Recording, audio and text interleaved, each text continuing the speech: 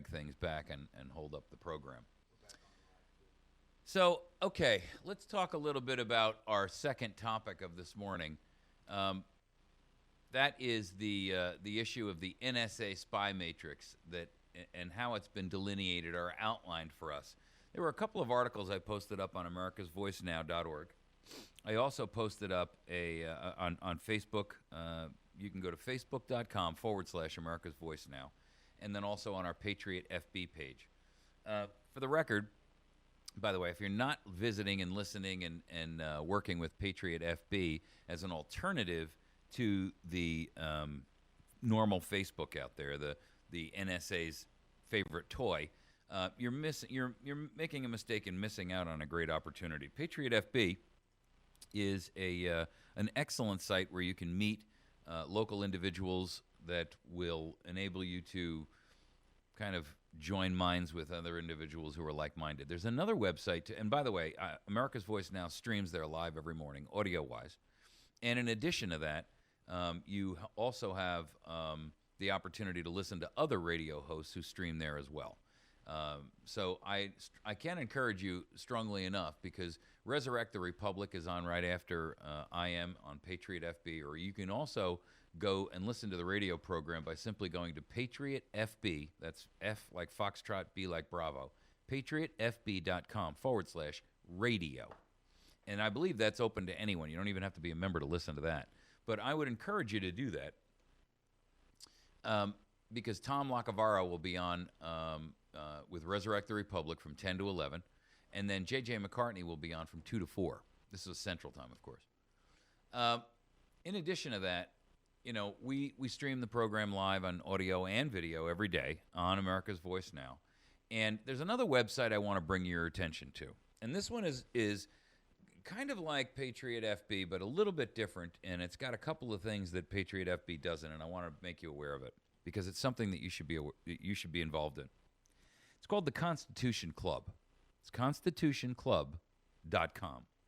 Now, I happen to know the guy named Keith who runs the program over there, and he's got some of our information up there, including links to our website and so forth and so on. And for the record, I have nothing to do with the group, and I have, for full disclosure, there's no connection between me and Constitution Club. It's just that they appreciate what AVN is trying to do, and they want to help support it. But here's something unique about Constitution Club that they're doing that I think is worthy of your involvement. They have created, there are about 3,200 counties in the country. And they're strong supporters of Sheriff Richard Mack and the constitutional sheriffs and so forth and so on, law enforcement. And they've created a little microsite for every county in the country, believe it or not. And so you can go on there and find your given county, and I don't care whether you're in, Idaho or Montana or Miami, Florida, or you're in L.A. or Ohio. You can find your county and find like-minded individuals within your county that you can begin to network with and cooperate with to enhance and improve your own situations locally on a small micro level. That's the original, community organization, right? I mean, between counties and churches, those are the original two matched pairs of community organizations. And you should be taking advantage of that. Now, you got to join the Constitution Club, and when I say join, there's no fees or anything, but you have to register and so forth and so on. You'll find all kinds of great content there. They've got thousands and thousands of other members, and they are working to develop and expand and enlarge the reach that they have, because if you've got a few folks in your county that are members, you guys are the core base of a coalition, and you've heard me say it 1,000 times if you've heard me say it once, if you're listening to this program, and that is, you are a leader. You may not know it, you may not acknowledge it, you may not think you are, but you are a leader. Now, the question is whether or not you're going to take your responsibilities as a leader seriously. Well, I'm no leader, I'm just one guy. No, stop right there. You are a leader. You're a leader to your family. You're a leader to some people that you work with. You're a leader to the people in your community. You're a leader in your church. Maybe you haven't fully exercised your leadership skills, but it does not mean that you're not a leader. The truth is, you are one, and unless you start taking your leadership responsibilities seriously, you're really not doing your job. I don't care if you're a leader of 3, or a leader of 300, or a leader of 3,000, or a leader of 300,000 or 3 million. You are a leader. Now, your function in terms of your leadership role should be that which is designed to improve your own situation in terms of your own personal life, but also, while you're at it, the lives of those people in your immediate area. I'm going to say this for the record. You've heard me say it before, but I want to make it clear. We are going to have an economic collapse coupled with false flag events in the United States of America that will completely upend everything that you know. That's just a fact. You could say, wait a minute, you don't have any proof of that. No, I don't have proof that it's going to happen, but I have proof that it's already happened over and over and over and over again. And the proof is not just my belief, it's empirical. We know that World War II was kicked off by Pearl Harbor, which was an attack that was allowed to happen. It wasn't orchestrated by our government, but they knew it was coming. They moved 85% of the fleet out of the way from Hawaii and left a token few there to be destroyed. We know that the Lusitania in World War I was allowed and intended to be destroyed so that we would have an excuse to enter the war. The Gulf of Tonkin was a hoax to get America to enter the war in Vietnam. I mean, 9/11, you make your own decisions about these things, folks. Don't take my word for it. Don't adopt my opinion. It's because it's only my opinion. But do your own due diligence and recognize that, this matronly, grandfatherly-like image that you have of your Uncle Sam as the benign and beneficent benefactor of your life is a fantasy. And I mean literally a fantasy. The simple truth is, we're in a lot of trouble, ladies and gentlemen. And this country has shown over generations that it's capable of doing horrendous things to its own citizenry in a quest for power. We have a Federal Reserve that, for all intents and purposes, has swollen its own balance sheet by the equivalent of the national debt increase just since Obama took office. We have inflation, which is 11% annually since 2009. 11% annually, an increase. Now, you say, well, the government doesn't say that. They say it's only at about 3.5%, 4%. That's right, but they changed the calculation. You see, you didn't look far enough behind the curtain to see the great Oz at work. What they did was change the calculation, and it took food and fuel out of the equation. If you calculate the way that we calculated inflation in 1995, if you calculated inflation today, it would be at 11% annually for the past 5 years. We've reached the point of no return on our debt at $17.5 trillion, and frankly, no stoppage in sight, because these traitors in Congress just gave the president all the excuse he needed to. And by the way, they put no cap on it, so now he's got unlimited borrowing until 2015. That's 2 more years, folks. 2 more years. Well, all right, I shouldn't say it's 2 more, because it's in March of 2015. So, but it was passed, don't forget, in October. So it was a year and a half from the time that it was passed. There's at least another year. And we don't even know what he's borrowed in the last quarter of 2013, and what he's going to borrow or what he's borrowed in the first quarter of 2014. It's interesting that the mainstream Ministry of Propaganda has been silent as lambs on this. Where are the numbers? How much have we borrowed? Crickets. So what you have to realize is that we've reached the end of our political ability to elastically expand. We are now looking at external threats from China, from Russia, which I've been warning about and everybody poo-pooed. Okay. You go ahead and do that. We've got agencies within the United States domestically that are working for our demise and our destruction. We have a president that is absolutely working towards our demise and our destruction. But more importantly, and one of the biggest aspects of this is we have an NSA and an FBI and a group of an apparatus of organizations that, for all intents and purposes, have become enemies of America, enemies of the people. There is an interactive graphic, the NSA spying machine. And I put this out on our website for those folks that were interested in it. It's available up on our Facebook page, YouTube, or I'll put it in the YouTube link here as well. But it's available for you to take a look at.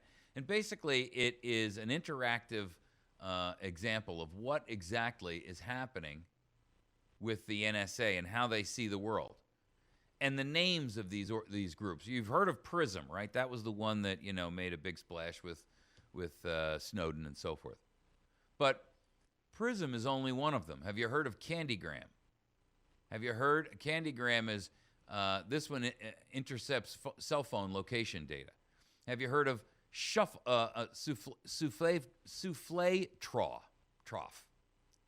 trough?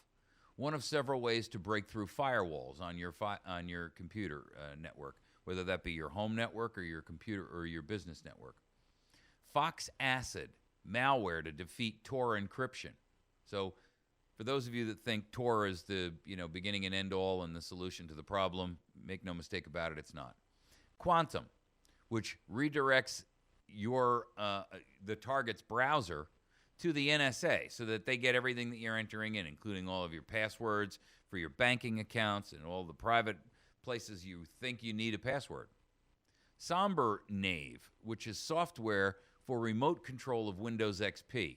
And if you think they had to crack that, you're mistaken, because Microsoft gave them a backdoor key. Dishfire, this collects and stores millions of SMS text, the short message text that you have on your phone. Picasso, which looks like look-alike phones spy on us and send data directly to the NSA. This is a plant that goes inside your cell phone. Happyfoot, which intercepts apps data and locates iPhone or cell phone users. Gopher Set, SIM card implant that steals the phone data from your phone and then transmits it over to them. Angry Neighbor, which reads computer screens from outside of a room. Co-Traveler, which tracks mobile phone location and data. Surly Spawn, which logs the keystrokes on your computer and then sends all of everything that you type to the NSA, including your passwords and all of the private thoughts, even the stuff that you, by the way, change your mind on and erase. It's capturing all of it. Cottonmouth, which is a USB implant that taps targeted networks. So basically, all I got to do is get this USB device stuck into any computer in a network, and boom, the entire network is infected. Dropout Jeep, which implants secretly, which is an implant that secretly takes over mobile phones, specifically iPhones. But that's just a tip of the iceberg, you see, because the truth is, we don't know what we don't know. What do I mean by that? Well, listen, we only know what these people have exposed for us, right? I mean, guys like Snowden and Greenwald have exposed what's going on with the NSA in large part. But bear in mind that we only know what they've told us. There is an enormous amount of information out there that we don't know about, that no one's told us about.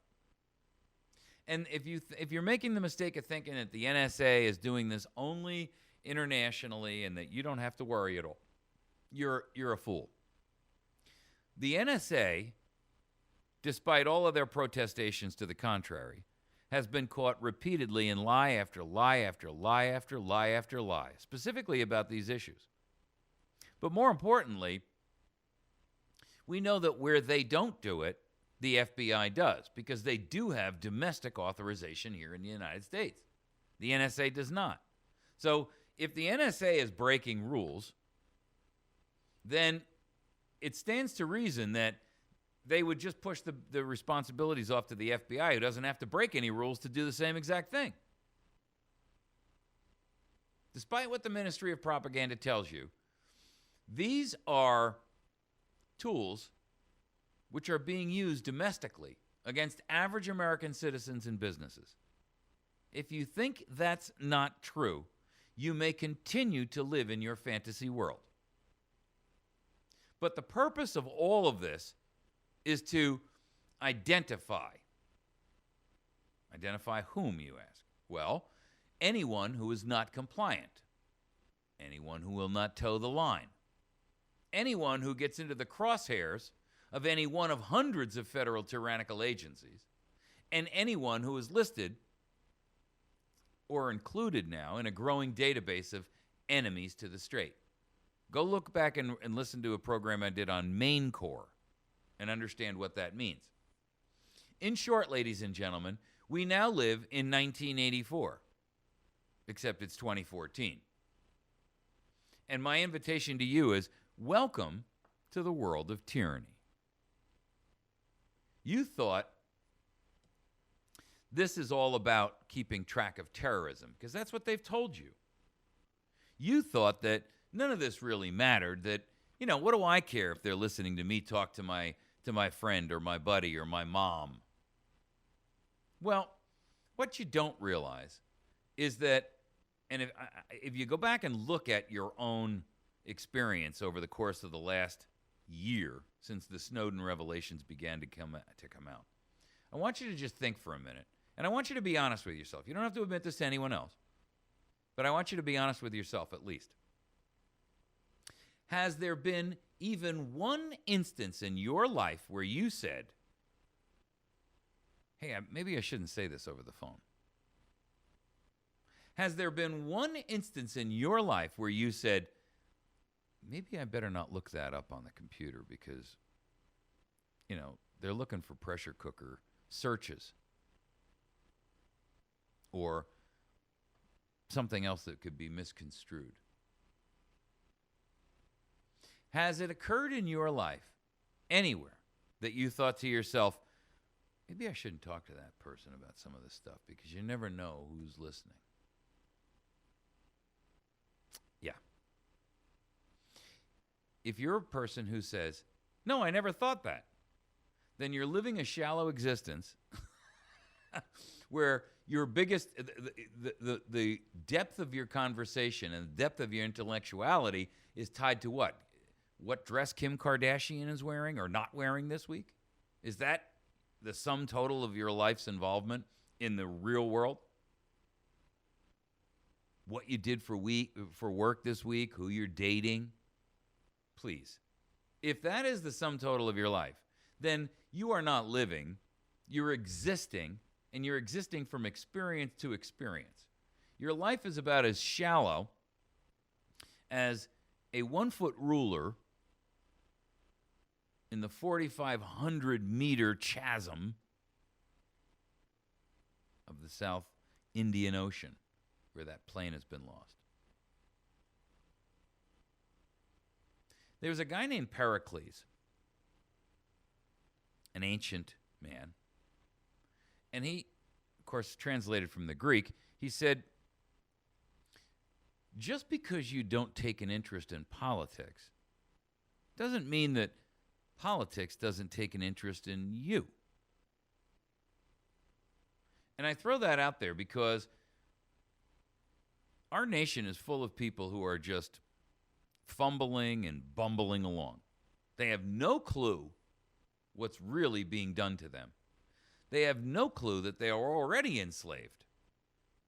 They're enslaved to media, to a taxation system that constantly picks their pockets.